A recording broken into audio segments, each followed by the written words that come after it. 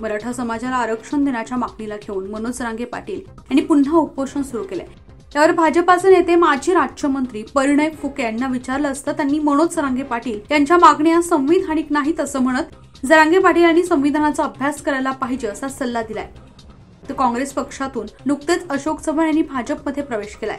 यावर भाजप नेते परिणय फुके यांना विचारलं असता त्यांनी काँग्रेस पक्षावर जनतेचा विश्वास राहिला नाही, काँग्रेसच्या नेत्यांनी देखील राहुल गांधी यांचं नेतृत्व नाकारलंय अशी जहरी टीका करत आणखी 16 ते 17 आमदार भाजपमध्ये येणार आहेत असाही गौप्यस्फोट फुके यांनी केलाय।